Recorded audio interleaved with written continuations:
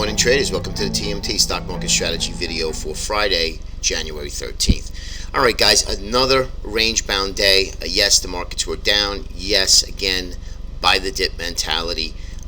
It's going to work until it doesn't work, and I mean that's going to endure a lot of pain. So be very careful. If you're a nimble trader and you can go in and out, and if you're looking for, if you're scalping, that's great. Obviously, if you're not a scalper, you got to be careful. And even on top of what we got going on out there, there's an extreme amount of headline risk out there. What Donald Trump's doing, what he's not doing, it's absolutely insane for what the markets are about right now. Meaning the dynamics of the market and what they're doing, just totally crazy. And again, it's just conversation, and nothing to really trade off of.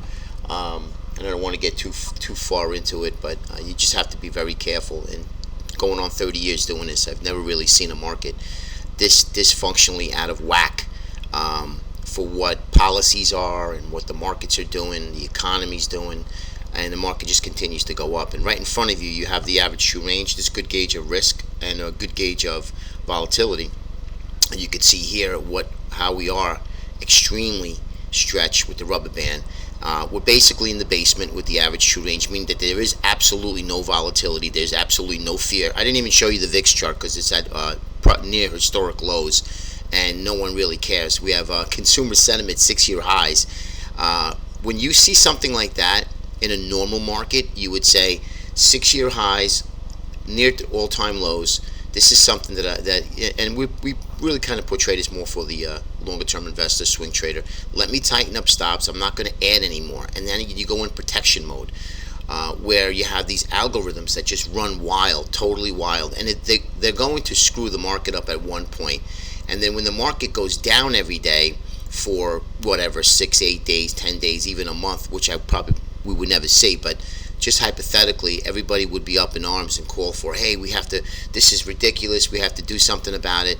But since the algos go one way right now, until they turn, it's going to get ugly. And you remember, we still have the Dodd-Frank Act, where banks can't support their stock, they can't go in and trade. So you have to be very careful. Right now, there's a ton of support, obviously, because we've been into these tiers, but just a word of caution again, just telling you what I see. And what I see looks really ugly. And it may never happen because the markets just could defy gravity. We have a Teflon market right now, and markets just continue to do what it wants to do. But at one point, you're going to have these fund managers, and we still have no selling, right? There is absolutely no selling. Tax selling hasn't even happened. We had a couple of small blip down days last couple of days of the year, and that was pretty much it. So anyway, just be careful. This tells me that I'm looking for volatility, and we're going to get it. We have the inauguration on the 20th. We're going to get volatility, and the only thing that we can say for Donald Trump is thank you, Donald Trump, as professional traders, for increasing and creating more volatility, because that's what's definitely going to happen, no matter what the market goes up and or down. So that's a good thing, right? Because volatility creates what? Opportunity. Next is going to be GDX. And, get a couple of emails. We were talking about, what do you think? What do you think? It's not what I think, right? It's what the charts are telling me. And if you trade GDX, you have to know the historical patterns on GDX. And what does the patterns do to what's right in front of you? It drops, and then it goes into a consolidation phase, right? Whether it be a bear flag, a bull flag, or a horizontal channel. And just clearly, as you could see here, it dropped, and then we rallied, and then we dropped, and we went into this bear flag, and we dropped, another bear flag, we dropped, and then we went into this horizontal channel and dropped, and then we went to the horizontal channel again, where I said, if you want to trade this, take the swing high out, which was here, and then look to get long. And now guess what? Now we're in a channel again. All right, we're in a horizontal channel. So not a lot of movement in GDX, so you have to kind of plan for it or really take a position on it. Day trading this hasn't really been anything of exciting unless you're obviously, again, taking a position on it.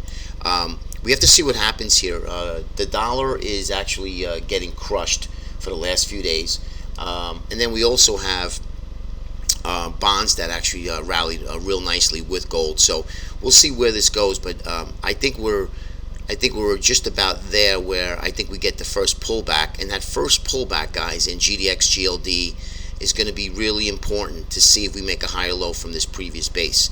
If we do, and we start to revert back to the upside, that's going to be your cue to look to buy GDX at that point with the stop below the new base. Okay, and it's going to be the same thing with GLD. Now GLD is a little bit more defined. I was looking for this more as a bear flag, but I'm going to take it off because it's just too long in the tooth for this. This is more of an uptrend channel here. Okay, so let's look for GDX to either come back in, and if we break below the proprietary price channels here of let's call it 112, then I think we can get back down, maybe lose a couple of points and see where we are from there. Okay. Next important chart, and I've showed this to you many times, our money flow chart, and I'm going to show you this, and this is all you need to know to be very careful. We're at all-time highs in the markets.